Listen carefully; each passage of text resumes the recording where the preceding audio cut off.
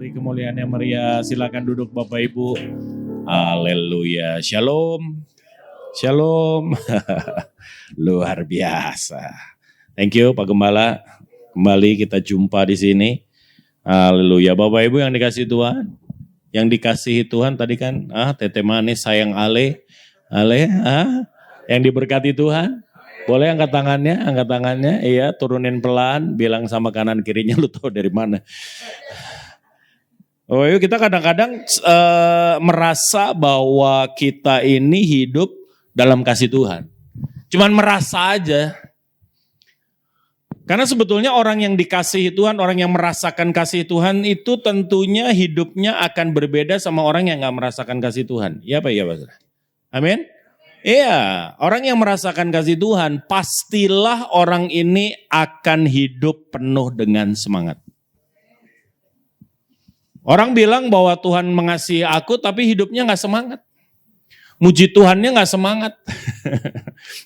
Coba deh kalau baru jadian, semangat gak tuh? Nyengir aja ya kan? Kemana-mana nyengir aja. Ya kan? Kalau ketemu sama orang mata berbinar-binar gitu kan. Ya enggak? Lu kenapa sih? Baru jadian. Falling in love. Amin. Ya enggak? Wow itu pasti penuh antusias, pasti penuh dengan semangat. Gak mungkin dia loyo. Apapun keadaannya. Mau bokek kek, mau kaya kek. Dia punya semangat. Kenapa? Karena ada sesuatu yang membangkitkan gairah. Itu orang yang disayang Tuhan. Orang yang merasakan kasih Tuhan. Amin. Orang yang merasakan kasih Tuhan pasti dia penuh dengan semangat. Orang yang merasakan bahwa dia merasakan bahwa dia dikasihi Tuhan, saya kok terlalu percaya orang ini pasti akan jadi orang yang pede. Katakan sama saya pede. Dia gak akan pernah khawatir. Dia gak akan pernah takut. Karena dia tahu dia ada di hati sang penguasa langit dan bumi ini. Amin, saudara. Amin. Tantangan boleh ada, tapi dia tersenyum atas setiap tantangan. Kenapa? Karena dia tahu Allah yang dia sembah, Allah yang mengasihi dia akan melakukan apa yang perlu. Setuju Bapak Ibu? Amin. Dia pasti pede. Orang yang dikasihi Tuhan itu gak perlu dan tidak butuh dikasihi sama siapapun. Kenapa? Dia udah selesai dengan dirinya. Dia sudah cukup. Dia sudah gak perlu lagi pengakuan dari orang lain. Dia nggak perlu lagi pujian dari orang lain. Tapi banyak anak Tuhan nggak begitu. Semangat enggak. Iya kan? Masih butuh dipuji, masih butuh diakui, masih haus dengan yang namanya hormat. Ini orang-orang yang nggak dikasih Tuhan. Kalau orang yang dikasih Tuhan pasti nggak begini, dia fulfill. Dia udah selesai sama dirinya. Amin, saudara. Orang yang dikasihi Tuhan, coba kita lihat di dalam 1 Yohanes pasal yang keempat, ayat yang ke-19. 1 Yohanes pasal yang keempat, ayat yang ke-19. Jadi saya khawatir yang namanya Tuhan mengasihi kita itu hanya sekedar retorika dan sampai hanya kepada nyanyian. Tapi apakah itu menjadi pengalaman hidup, itu pertanyaan besar. Itu pertanyaan besarnya. Kenapa? Karena semangat enggak, pede enggak, dikit-dikit stres, dikit-dikit depresi, ada masalah dikit mulai kehilangan pegangan, masih butuh dipuji, masih butuh dihormati. Itu tanda orang yang gak dikasihi Tuhan. Kalau orang yang dikasihi Tuhan gak begitu, dia udah gak butuh apa-apa. Amin, saudara. Iya. Orang yang dikasihi Tuhan hidupnya akan menjadi berbeda. Coba kita lihat dalam 1 Yohanes pasal 4 ayat yang ke-19 bilang apa? Kita mengasihi karena apa? Allah lebih dahulu mengasihi kita.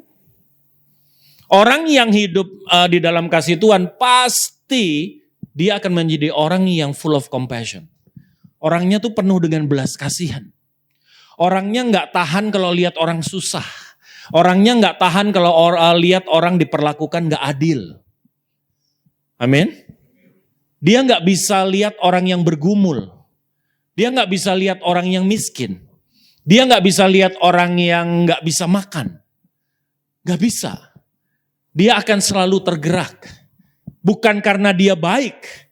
Tetapi karena dia sudah menikmati begitu Tuhan mengasihi dia. Setuju sama saya, saudara? Amin. Iya.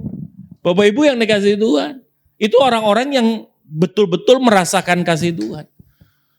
Makanya kalau ibadah, jangan cuma sekedar menjalankan ritual. Jangan pujian penyembahan karena dipimpin. Jangan pujian penyembahan karena saudara baca, entah itu di teks atau entah itu ada di depan. Tapi sungguh apa yang kita nyanyikan itu keluar dari hati kita. Buka hatimu sampai kau rasakan jamahan Tuhan di tempat ini. Yang paling bahaya mereka yang ibadah, tetapi dia lack of God's love. Dia nggak merasakan kasih Tuhan. Aduh ngeri banget. 2 Timotius pasal 3. Ayat yang pertama sampai dengan ayatnya yang kelima. Ya kita baca. 2 Timotius pasal 3. Ayat yang pertama sampai dengan ayat yang kelima. Udah ketemu? Kita baca sama-sama. 2, 3. Apa katanya? Udah belum? Udah belum? Hah? Udah belum? Udah ada, udah datang, udah. Krisis udah globally seperti ini. Dunia lagi nggak baik-baik saja. Secara iklim, secara ekonomi, secara sosial. Bahkan banyak teori yang mengatakan dunia ini sudah terlalu banyak manusia. Satu-satunya ada satu gerakan yang merasa bahwa satu-satunya jalan supaya kita membuat bumi ini sembuh itu adalah mengurangi jumlah umat manusia. Jadi mereka sedang mempersiapkan pembunuhan massal. Yang korbannya jutaan. Kenapa? Karena manusia sudah terlalu banyak, buminya sakit. Tapi kalau buat saya, ya memang pasti akan terjadi seperti itu. Karena yang namanya dunia ini makin hari makin tua. Amin. Kalau makin tua masalahnya makin banyak. Colek kanan kiri kayak lu. Makin tua masalahnya makin banyak. Yang encok lah, yang kolesterol lah, yang gula lah. Ya kan, yang darah tinggi lah. Dulu waktu kita muda enggak ada tuh yang kayak gitu-gituan. Begitu menjelang tua kok iya gitu ya. Iya kan? Iya ya, sama, dunia juga sama, makin kesini makin capek. Karena dunia ini berputar di ranah natural, dan ranah natural itu selalu taat sama satu hukum, namanya hukum kemerosotan. Apapun yang ada dalam dunia itu pasti merosot. Enggak ada yang enggak. Saudara beli mobil paling mewah hari ini, paling hebat, paling canggih hari ini. Tunggu 4 tahun lagi, itu akan jadi mobil kuno. Iya Pak ya? Iya Pak ya? Amin? Iya, Anda boleh punya rumah terbaru hari ini dengan model yang paling mutakhir. Bentar, 10 tahun lah. Itu akan jadi rumah kuno. Kenapa? Perkembangan begitu pesat dan dunia berjalan terus. Yang namanya dalam dunia ini apa? Hukumnya kemerosotan. Jadi akan datang masa yang sukar, yes, sudah terjadi. Bahkan hari-hari ini kita lihat, kita hidup di tengah-tengah dunia yang walaupun banyak mujizat yang terjadi di negara kita ini. Amin? Ya. Kalau dulu terjadi air jadi anggur, hari ini Pertalite jadi Pertamak. Nah gitu. Mujizat terjadi. Bisa nggak? Bisa. Colek kanan kiri bilang itulah Indonesia. Ya iya, kemasan boleh seliter. Diukur 850 mili. Terjadi. Penuh dengan mujizat. Bapak Ibu yang dikasih Tuhan. Itu hal yang normal. Apa? Akan datang masa yang sukar. Sudah. Perikop daripada ayat yang kita baca ini adalah apa? Keadaan manusia pada akhir zaman. Terusin. Seperti apa mereka? Apa?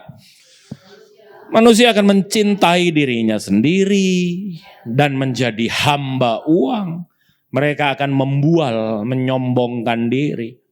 Mereka akan menjadi pemfitnah. Mereka akan berontak terhadap orang tua. Tidak tahu, tidak memperdulikan agama, tidak tahu mengasihi, tidak mau berdamai, suka menjelekkan orang, tidak dapat mengekang diri, garang, tidak suka yang baik, suka mengkhianat, tidak berpikir panjang, berlagak tahu, lebih menuruti hawa nafsu daripada menuruti Allah. Ini ayat 5, baca ayat 5. Apa katanya?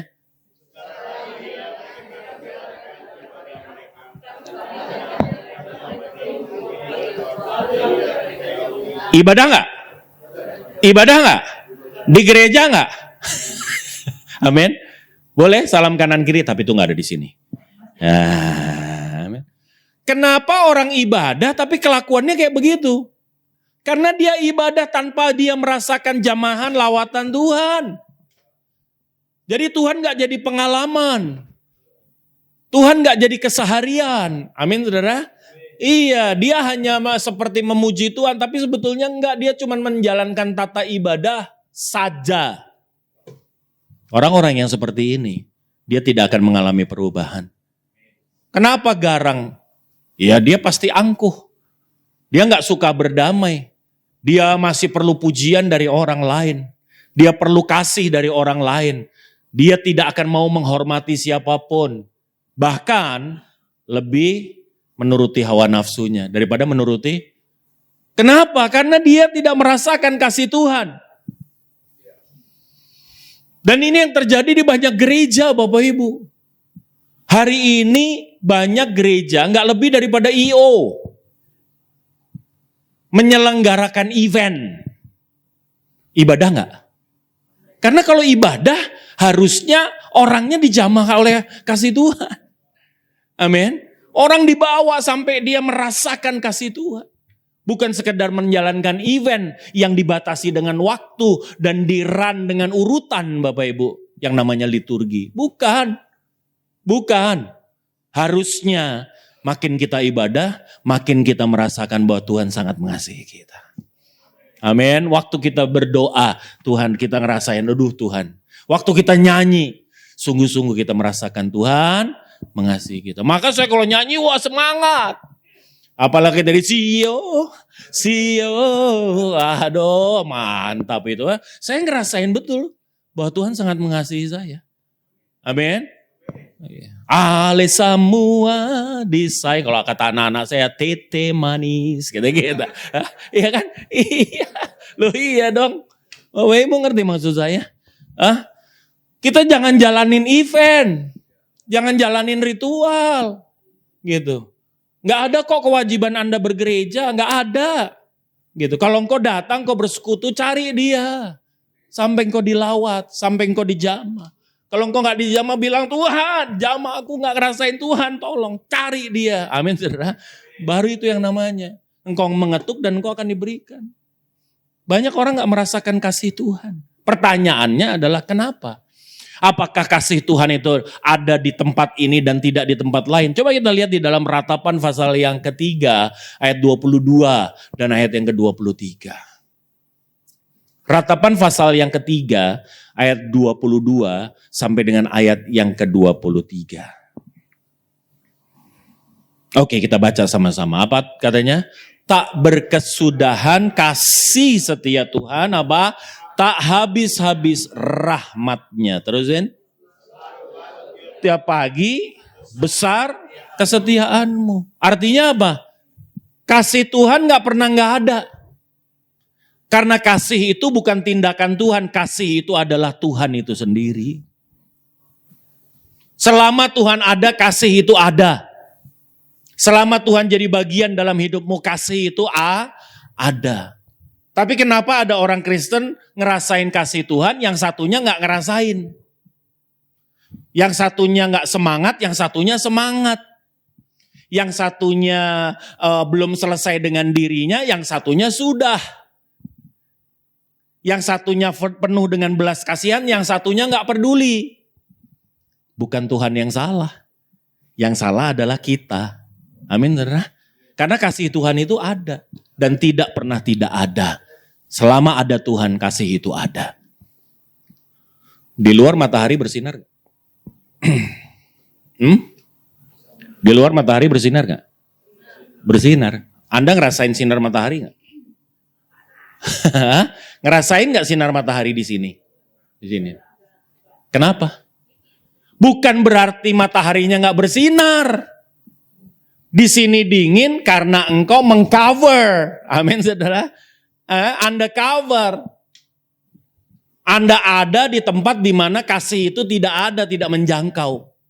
Sama. Bukannya Tuhan gak mengasihi, bukan kasih Tuhannya pilih kasih. Tetapi banyak orang yang menolak kasih Tuhan itu. Sehingga mereka tidak merasakan kasih Tuhan.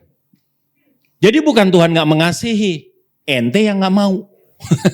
Amin, colek kanan kiri, ente yang gak mau. Emang iya? Lu iya.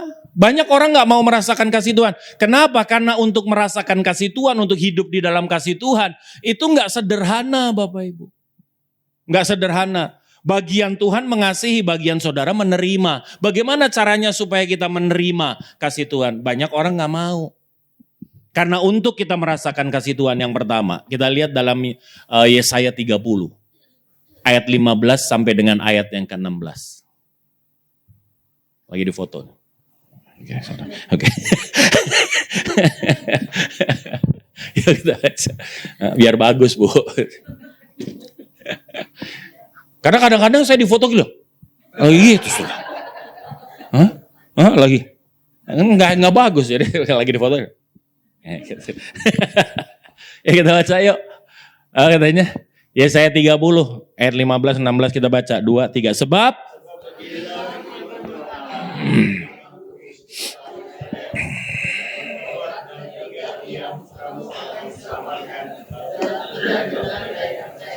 terletak kekuatanmu. Perhatikan, tetapi kamu gak mau. Kamu gak mau. Kamu lebih suka apa? Ayat 16 bilang apa?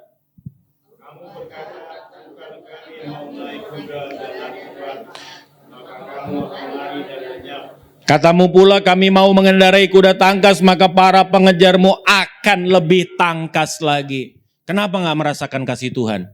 Tuhan bilang, aku yang bela kamu. Tapi kamu maunya bela dirimu sendiri. Mana kita ngerasain kasih Tuhan? Akhirnya kita yang dendam, kita yang emosi. Kenapa? Saya harus membela. Kebenaran gak usah dibela. Kebenaran itu seperti singa, dia akan membela dirinya sendiri Bapak Ibu. Dia punya kekuatan untuk membela dirinya sendiri. Kebenaran itu adalah Kristus. Amin saudara. Iya, buat apa Anda bela diri? Tapi kan kita gak mau. Oh gak bisa Pak. Oh gak bisa. Ampuni. Woi ampuni cemen amat. Gebok balik. Iya kan? Kita gak mau. Kalau kita gak mau, kita maunya bela diri, ya kita gak akan merasakan kasih Tuhan. Kalau engkau mau merasakan kasih Tuhan, hidup dalam pembelaan. Jangan bela sendiri.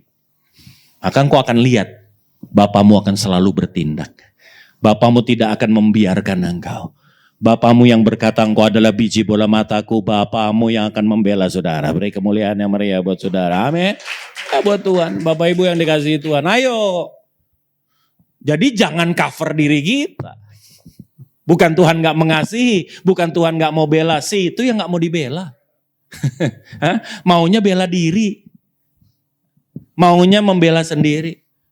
Udah gitu dibilang, andalkan aku, kamu pun gak mau. No, aku mau lari kencang. No, aku mau lebih memilih aku pakai kuda tangkas. Percayalah, musuhmu akan lebih tangkas. Dan kau akan lari dan lenyap. Sia-sia segala apa yang kita upayakan. Hidup dalam pembelaan, hidup dalam pengandalan penuh akan Tuhan. Kita gak mau. Gak banyak orang yang mau. Iya Pak, saya memang mengandalkan dia, saya tahu dia pembela saya. Tapi Pak, nah kalau udah tapi ini yang repot nih. Bilang sama saya yuk, baca firman. Lagi baca firman. Lagi-lagi baca firman. Ikut Tuhan. Salam kanan kiri, bilang jangan pakai tapi. Kalau udah pakai tapi, sebetulnya Anda sedang menyangkal kebenaran itu. Ikut Tuhan tuh jangan pakai tapi. Jangan ngomong tapi kenyataannya, tapi fakta. faktanya, tapi perhitungannya, tapi. Ikut Tuhan penuh. Percaya Yesus 100% atau tidak sama sekali. Amin. Ya, saya percaya kalau engkau percaya Yesus, kalau engkau andalkan Dia, engkau akan rasakan Tuhan sangat mengasihi saudara. Beri kemuliaan yang meriah buat Tuhan. Kalau saya ini bukan cuma ngomong, saya praktek Bapak Ibu. Hidup saya apa yang saya mau andalkan? Gak ada. Gak apa yang saya mau andalkan? Gak ada. Gaji gak ada, apa juga gak ada. Tabungan gak ada Bapak Ibu. Saya hidup bergantung setiap hari kepada Tuhan. Ngerti maksud saya? Tapi Tuhan cukupkan. Engkau lihat aku minta-minta roti? Engkau lihat aku kemana-mana bawa proposal, mohon maaf, enggak. Tuhan cukupkan segala kebutuhanku seturut kekayaan kemuliaannya. Amin. Iya. Filipi 4 yuk, ayat yang ke-19. Kita baca sama-sama ya. Kita gak mau. Bukan Tuhan gak kasih, kita yang gak mau. Suruh mengandalkan Tuhan gak mau. Suruh tunggu pembelaan Tuhan gak mau. Maunya kita bela diri kita. Kayak bangsa Israel, jangan perang, diam. Aku yang akan berperang, gak mau, pokoknya kita serang. Gitu. Karena secara perhitungan dia kalah jumlah dan segala macam. Bapak Ibu yang dikasihi Tuhan. Saya mengalami hal itu. Ada orang yang begitu jahat buat saya. Tapi saya mau kasih tahu, pembelaan Tuhan datang tepat pada waktunya. Amin, saudara. Colek kanan kiri, sabar. Sabar, doain. Musuh kita berkati. Amin, saudara. Iya. Jangan doanya Tuhan, aku ampuni dia. Turunkan bara api di atas kepalanya. Oh, ini firman sih, tapi bukan begitu. Itu masih dendam. Jangan dendam, buat apa sih dendam? Yuk kita baca. Apa katanya Filipi 4:19 bilang apa? Segala kebutuhannya. Siapa yang akan memenuhi? Siapa yang akan memenuhi? Salam kanan kiri. Allahmu yang akan memenuhi segala kebutuhanmu seturut kekayaan dan kemuliaannya. Amin Bapak Ibu. Suruh hidup dalam penyediaan Tuhan, maunya cari makan sendiri. Ya udah. Gimana Anda mau merasakan kasih Tuhan? Loh, saya ini merasakan kasih Tuhan. Kenapa? Karena saya nggak bisa cari makan sendiri dan saya nggak mau cari makan sendiri. Saya cuma bilang, Tuhan, aku melakukan kehendak-Mu dan aku tahu. Aku tahu segala apa yang kubutuhkan Tuhan akan cukupkan. Matius 6 ayat 31. Jangan khawatir akan hidupmu. Jangan khawatir akan apa yang kau makan, minum, pakai. 32 bilang. Semua itu kebutuhanmu itu akan dicari oleh bangsa-bangsa yang tidak mengenal Tuhan. Jadi kalau Anda cari makan, itu bangsa tidak mengenal Tuhan. Bangsa yang mengenal Tuhan, apa? Akan tetapi Bapamu yang di sorga tahu. Engkau membutuhkan segalanya. Bangsa yang mengenal Tuhan gimana caranya supaya dia dicukupkan, supaya dia memenuhi segala kebutuhannya. Carilah dahulu kerajaan Allah dengan segala kebenarannya. Maka apa yang kau makan, minum, pakai, semua itu apa? Tambahkan dalam hidupmu. Amin saudara. Jadi saya dalam hidup, kebutuhan hidup gak di depan saya cari. Itu bangsa gak kenal Tuhan. Jadi di mana dong kebutuhan hidup itu akan mengikuti saya? Yang di depan itu apa? Kehendak Tuhan, dan aku jadi seperti yang Tuhan mau. Beri kemuliaan yang meriah buat Tuhan. Makanya saya gak mau anak-anak saya memenuhi cita-cita saya. Kenapa? Kalau gitu nanti Tuhan gak tanggung jawab. Iya gak? Waktu dia tanya sama saya, Dad, what I have to be? I don't know. Hah? Nah, apalagi anak saya yang satu nih, yang nomor 2 kan. Ini paling vokal nih. Waktu saya bilang, I don't know. Lu kok don't know? Kan lu bapak gua, gitu. Enggak, maksudnya Dedi gak punya cita-cita sama kamu. Jadi seperti yang Tuhan mau. Obsesimu harus obsesinya Tuhan. Jangan obsesi papamu. Kalau obsesinya papa, kamu supaya kamu cepat dapat duit. Amin. Iya kan? Kita pasti milihin profesi yang duitnya banyak kan? Loh itu kan bapak yang normal, bapak yang duniawi. Tapi kalau saya enggak jadi seperti yang Tuhan mau. Tapi Tuhan suruh dia satu profesi yang enggak ada duitnya. Enggak apa-apa, percaya Tuhan akan memenuhkan segala kebutuhanmu seturut kekayaan kemuliaan. Ya apa iya saudara? Amin. Habis itu aku kayaknya ini kayaknya passionku ada di law, belajar hukum. Oh silahkan aja. Kuliah bukan di tempat yang murah. Saya bilang go ahead. Terus dia nanya, emang ada duitnya? Ada lah. Percaya kalau Tuhan mau kamu kuliah di situ, Tuhan akan cukupkan segalanya. Beri kemuliaan yang meriah buat Allah kita. Ngapain kita mesti pusing? Amin. Iya, Tuhan bilang andalkan aku yang akan menyediakan. Nyari sendiri. Colek kanan kiri, lalu stres. Stres saudara, cari makan sendiri kok. Cari kebutuhan hidup sendiri ya stres akhirnya. Orang itu kalau udah cari makan, gak bisa jadi orang berkualitas, percaya sama saya. Lo ngelihat orang aja ngelihat gini, ini kaya apa enggak ya? Kira-kira perlu saya hormati atau enggak? Gila. Pelayanan aja dihitung nih, PK gede pakai kecil nih. Ya elah, amin saudara. Ngeri Bapak Ibu. Sampai nanya lagi, jemaat berapa Pak? Wih. Kalau saya ini jemaat yang 10.000 ya saya layanin Pak. Gitu. Jamaat 10, 6 nenek-nenek, 4 kakek-kakek, ya saya layanin juga. Nggak ada masalah Bapak Ibu. Di kota-kota saya layanin, sampai di pelosok Wamena saya layanin. Emang pusing apa saya? Kenapa? Karena hidupku Tuhan yang tamin. Hidupku Tuhan yang tanggung. Amin saudara. Hidup dalam penyediaan. Mau nggak? Supaya engkau jadi orang berkualitas. Orang kalau udah hidupnya disediakan Tuhan, kau nggak akan takut sama siapapun. Kau nggak akan bergantung sama siapapun. Engkau akan menilai manusia seperti Tuhan menilai manusia. Engkau akan melayani seperti Tuhan melayani. Dia nggak pandang muka. Amin Bapak Ibu. Amin. Iya. Jadi kalau Anda lihat saya ada di gereja-gereja yang biasa-biasa, saya ada juga. Yang ngeri saya datang ada satu gereja, tempatnya di pelosok sana saudara. Dia cuma bilang gini, Pastor, tahu nggak kenapa? Yang sekaliber Anda nih yang kesini nih, ya cuma Anda. Maksudnya sekaliber gue gimana gendut, teman. Benar Pastor. Ada beberapa, sering kali dia sebut nama-nama yang Anda pasti kenal. Disebut namanya sama mereka. Udah dijadwal, oke. 2 hari sebelumnya dibatalin, Pastor. Alasannya macam-macam. Kami ikutin. Gampang ngelihatnya sekarang. Jejak digital itu kejam. Amin. Begitu dia lihat, ternyata di gereja yang lain. Kita cuman gini, kita dimawas diri. Kita tidak sebesar mereka. Pantaslah mereka. Bapak Ibu yang di sini, sedih gak kalau lihat kayak begini? Sedih gak? Ini kalau orang cari makan modelnya kayak begini. Even hamba Tuhan kalau udah cari makan, dia gak bisa jadi hamba Tuhan yang berkualitas.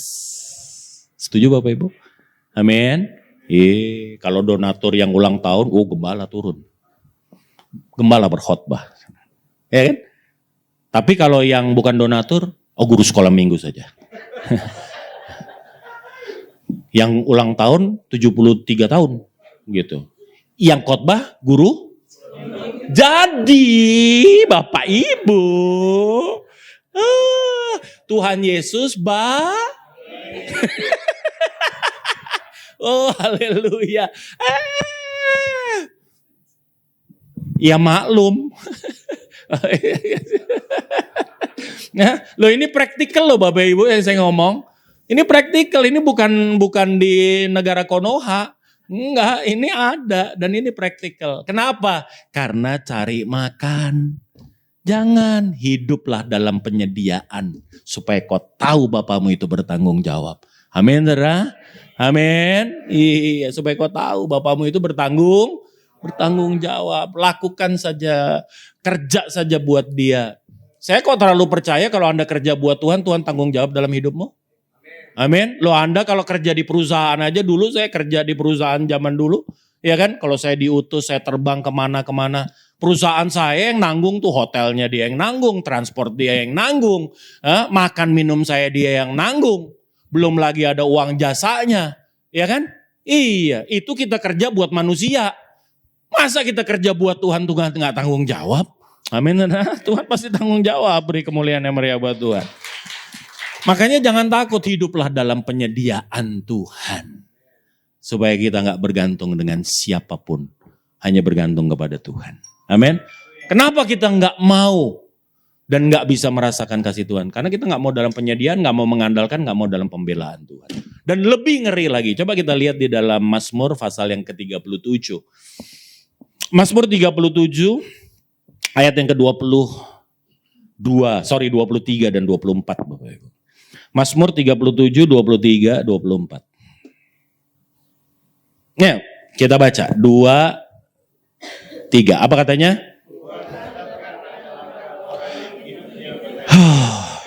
Apabila ia jatuh, tidak sampai tergeletak. Sebab, kenapa kita gak merasakan kasih Tuhan? Karena kita punya prinsip, hidup itu hoki sama apes. Waduh, kalau udah prinsipnya hoki sama apes, jadi kayak undian saudara, hidup itu. Ya kalau lagi apes-apes gue sakit ya kan, tapi kalau lagi hoki gue dapat cuan. Bapak Ibu, hidup gak begitu. Prinsip yang benar adalah baik tidak baik Allahmu turut bekerja di dalam segala hal mendatangkan kebaikan. Amin saudara. Ya kan, tiap langkahku diatur oleh Tuhan dan tangan kasihnya. Apa? Itu yang benar. Amin saudara. Bukan hoki apes. Karena hoki apes akhirnya orang apa? Cenderung cari peramal. Nih depan gimana kira-kira nih? Belum lagi nanti bingung. Waduh, sio gue tikus loh. Emang kenapa bro? Tahunnya ular. Tikus makanannya ular. Wah gila. Itu hidup penuh ketakutan. Masa Tuhan memberkati saudara tergantung sio? Tadi emang bener sio. Emang bener nyanyinya bener Bapak Ibu. Nggak tergantung sio. Maka sekarang banyak muncul yang namanya dukun-dukun rohani. Bayangin. Ada saya ketemu sama pengusaha. Sampai Tuhan bilang. Ini yang ngomong. Ini kalau saya sebut dukun rohaninya itu. Anda pasti kenal. Pasti kenal. Dia mana-mana di YouTube-nya juga luar biasa. Banyak. Bapak Ibu ini. Ci. Tuhan ngomong sama gue. Kenapa? Lu kalau lu mau diberkatin. Tapi nomor rumah lu salah. Lu mesti ganti nomornya. Dia ke Pemda. Ke Pemda. Diganti nomor itu. Itu nomor rumah diganti Bapak Ibu. Ngeri gak loh? Tapi pertanyaannya, usahanya gimana? Emang berhasil. Iblis paling seneng. Iblis paling seneng kalau Anda udah nyasar-nyasar yang model kayak begini nih. Dan iblis punya duit untuk pelihara saudara. Mau pelihara saudara. Jangan. Amin saudara. Percayalah. Gak mungkin Tuhan bilang gini. Gak ada firmannya gini. Mau memberkati Musa. Ya Musa. Nomor lu salah nih. Nggak bisa. Nggak ada kayak begitu. Ci, kalau lu mau usaha lu bagus, Tuhan bilang sama gua. Clear Tuhan bilang, apa? Cari patin kepala 2. Tuhan kalau memberkati nggak tergantung nomor rumah. Nggak tergantung sama peliharaan lo. Amin, nggak tergantung sama sio lo. Tuhan memberkati dia, memberkati saudara. Beri kemuliaan yang meriah waktu. Itu loh. Jangan punya prinsip hoki sama apes. Kok nggak pernah lihat Tuhan. Kok nggak pernah merasakan kasih Tuhan. Amin. Hidupmu diatur, nggak ada sebuah kebetulan dalam hidup kita. Kenapa kita nggak merasakan kasih Tuhan? Karena engkau seperti anak sulung. Coba kita lihat yuk, Lukas pasal 15, yang terakhir nih. Lukas 15, kita lihat ayatnya yang ke-25. Kita mulai ayat yang ke-25. Yuk kita baca, 2, 3, apa katanya?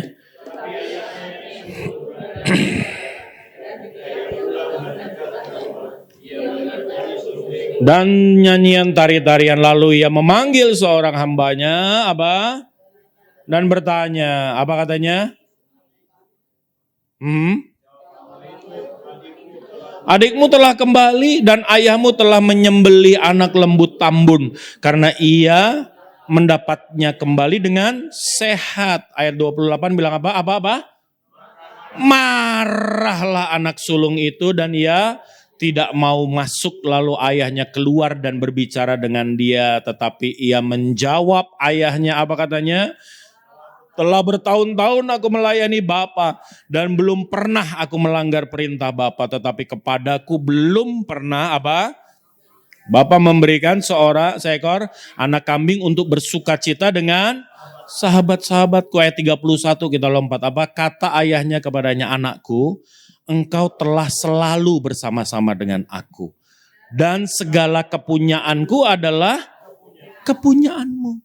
Bapak Ibu yang dikasihi Tuhan. Kenapa kita nggak ngerasakan kasih Bapa? Karena kita membandingkan apa yang ada sama kita sama apa yang ada sama orang lain. Kalau engkau sudah bandingin Bapak Ibu, kau akan kehilangan sukacita. Engkau akan marah. Bahkan untuk sukacita yang seharusnya ada orang yang terhilang, kita nggak bersukacita. Kita hanya membandingkan apa yang dia dapat sama apa yang kita dapat. Waktu dia melayani, dia tidak melayani dengan tulus. Akhirnya apa? Yang dihitung cuman upah. Upah dan upah. Makanya saya selalu bilang gini, saya tuh paling ngeri sama orang-orang pelayan-pelayan Tuhan yang bilang, lu tahu nggak? Gua melayani di sini itu gratis. Waduh, ini orang paling sombong, saudara. Gratis, darah Yesus itu apa buat saudara? Hah? Gratis. Kalau Tuhan tagihin itu oksigen, kelar saudara. Hah? Sini, oksigen. Coba beli satu can itu berapa? Harganya? 125.000? Satu segini. Cuman untuk 10 menit, 15 menit. Anda udah berapa tahun Anda pakai oksigennya Tuhan? Makanya saya cuma bilang, aku kecewa sama Tuhan. Aku gak mau ibadah lagi. Saya bilang, jangan napas kalian. Loh, karena waktu Anda narik napas kan punyanya Tuhan. Iya, aku kecewa sama Tuhan tapi habis itu.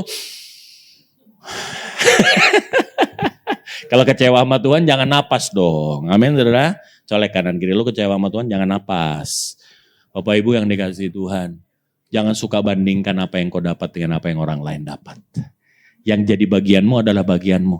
Ucapan syukur, kelola, berbuah-buah bagi kemuliaan Tuhan.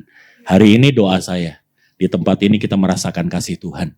Jangan kita menghalangi kasih Tuhan. Jangan kita menutup dari kasih Tuhan. Jangan kita gak mau. Hiduplah dalam penyediaan. Hiduplah dalam pengandalan akan Tuhan. Amin. Hiduplah dalam apa? Penyediaan Tuhan. Hidupmu bukan soal hoki atau apes. Ada tangan Tuhan yang merendah hidup kita.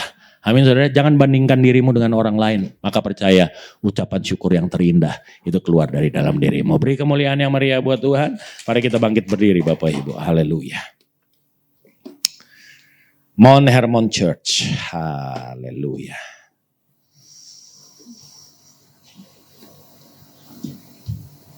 Jadi walaupun gak dapat PK, nih perjamuan kudus nih. Tubuh dan darah Tuhan. Hah? Ini lebih mahal saudara, amin. Saya ngelihat ini gitu, mati pun saya rela. Kenapa? Karena ini mahal buat saya, ini sangat berharga buat saya. Setuju Bapak Ibu? Amin. Terima kasih Tuhanku yang baik. Terima kasih Tuhanku yang luar biasa. Terima kasih. Terima kasih. Tuhan, ku mau menyenangkan-Mu. Tuhan, bentuklah hati ini jadi bejana. Jadi bejana untuk hormat-Mu. Cemerlang bagai emas murni. Haleluya. Tuhan, ku serahkan hatiku. Hatiku hanya punyanya Tuhan. Hanya ada Tuhan. Ku berikan padamu. Kuduskan Tuhan. Kuduskan hingga tulus selalu. Agar aku menyenangkan-Mu. Agar aku menyenangkan-Mu. Mount Hermon Church. Haleluya. Hanya itu. Kami gak punya keinginan lain. Kami gak mau kesukaan yang lain. Kesukaanku menyenangkan Engkau. Kesukaanku melakukan kehendak-Mu, Tuhan. Haleluya. Hanya itu. Beri kemuliaan yang paling meriah buat Dia. Oh, menyenangkan-Mu, senangkan-Mu, hanya itu. Haleluya, haleluya, haleluya. Menyenangkan-Mu, senangkan hatimu, hanya itu kerinduan. Bilang hanya itu Tuhan. Hanya itu kerinduan. Hanya itu. Hanya itu kerinduan. Haleluya, haleluya, haleluya Tuhan. Aku meletakkan umat-Mu ini ke dalam tangan kuat kuasa-Mu. Kemanapun mereka pergi, mereka jadi berkat. Karena mereka merasakan Tuhan sangat mengasihi mereka. Mereka penuh semangat. Mereka penuh dengan belas kasihan. Mereka percaya diri. Mereka gak akan jadi orang yang stres. Gak akan jadi orang yang putus asa. Hanya karena persoalan-persoalan. Karena mereka tahu ada Tuhan yang akan membela mereka. Terima kasih Tuhan. Kasih Tuhan dirasakan. Hari ini lawat mereka Tuhan dengan kasih-Mu. Sehingga keluar dari tempat ini. Kasih itulah yang akan mereka bawa keluar. Dan mereka bagi-bagikan di tengah-tengah kehidupan mereka. Di dalam nama Yesus Kristus Tuhan kami berdoa. Kami ucap syukur, umat percaya diberkati, katakan amin.